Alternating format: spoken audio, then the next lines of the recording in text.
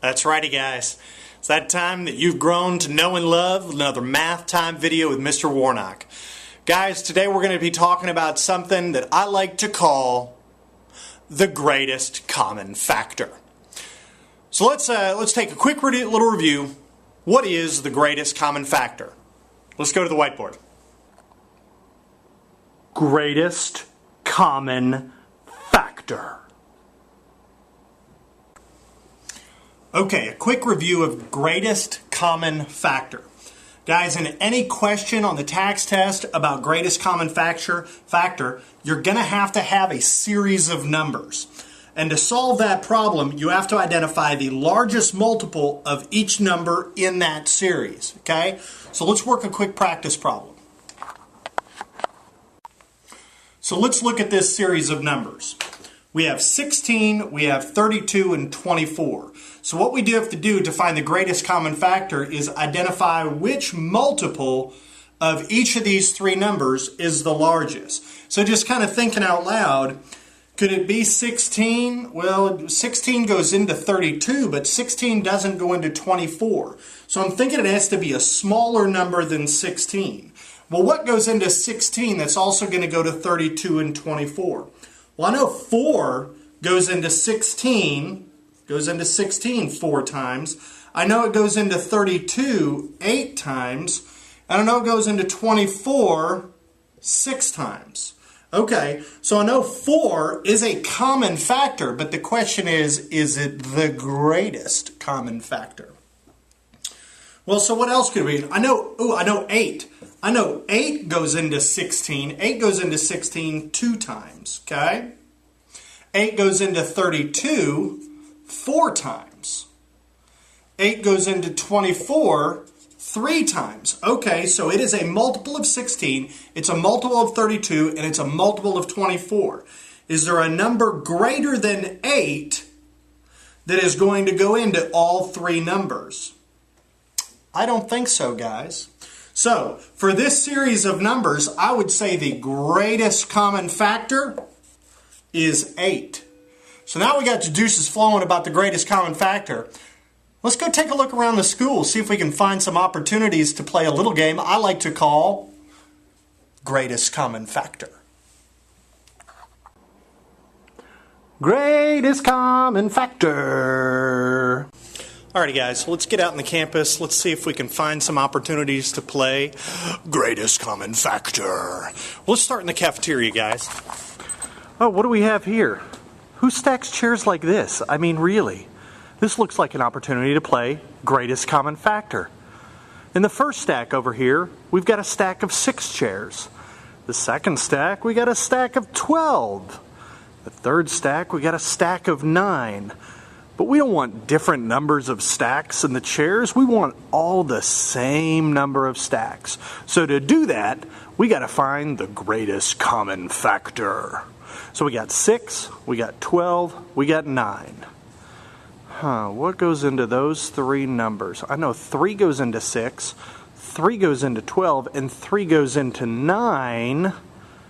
Is that the greatest common factor, though?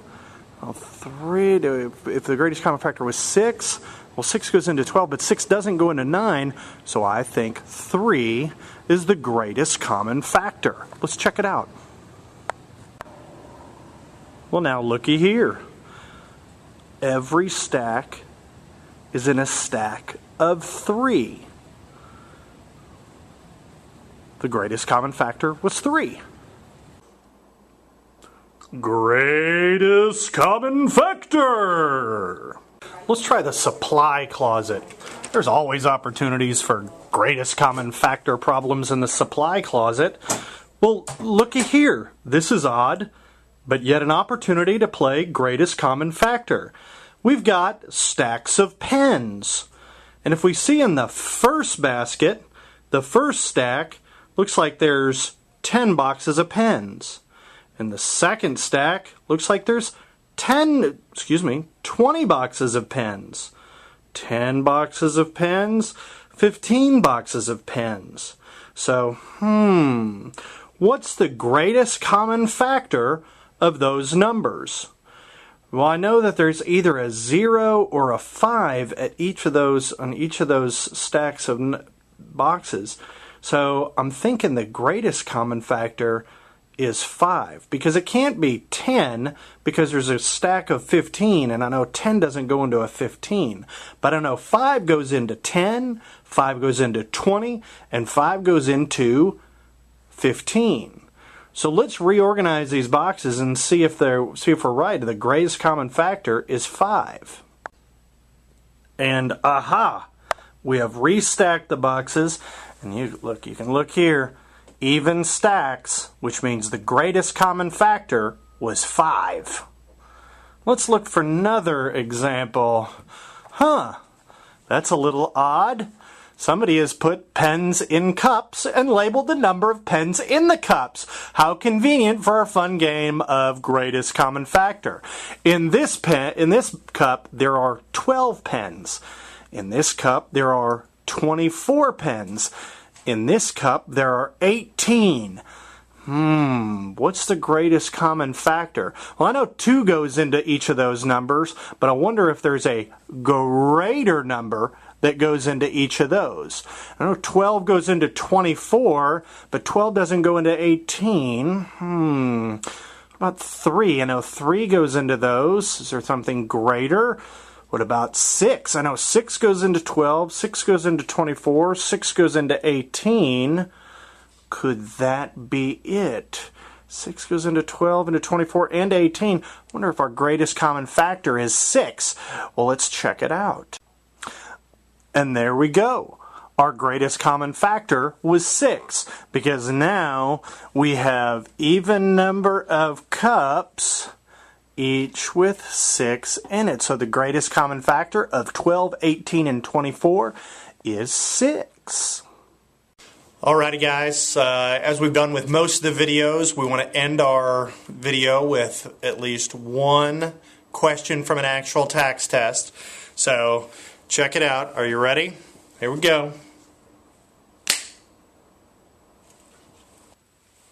Okay, so we got this question. Read along with me. Miss Sandoval has 60 folders, 45 pairs of scissors, and 30 rulers.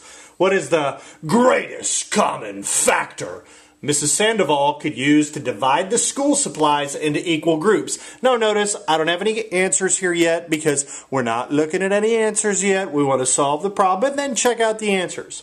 So here we go. We got our numbers as 60, 45, and 30.